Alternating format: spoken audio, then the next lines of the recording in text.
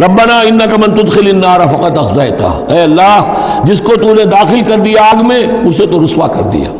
وما للظالمین من انصار، اور ظالموں کے لیے کوئی مددگار نہیں ہوں گے۔ ربنا اننا سمعنا،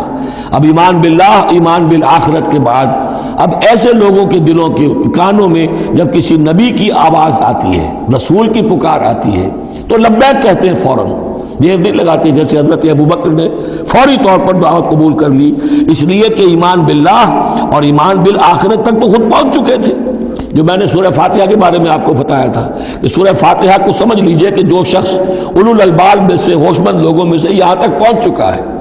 اپنی سلامتی طبع، سلامتی عقل، سلامتی فطرت کے نتیجے میں اللہ کو پہچان لیا، آخرت کو پہچان لیا، اب اس کے بعد رسالت، اہدنا الصراط المستقیم۔ یہاں بھی یہ ہے کہ اب ایسے شخص کے سامنے اگر کسی نبی کی دعوت آئے گی اس کا رد عمل کیا ہوگا؟ ربنا اننا سمعنا منادیا ینادی للایمان، اے رب ہم نے ایک ندا کرنے والے، پکارنے والے کی پکار کو سنا،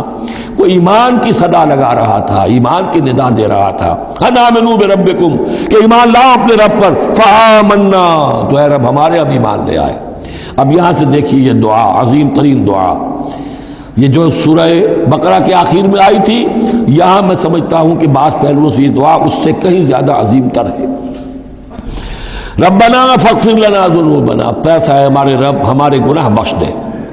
وکفر عنا سیئاتنا، اور ہماری برائیاں ہم سے دور کر دے، نامہ اعمال کے دھبے بھی دھو دے،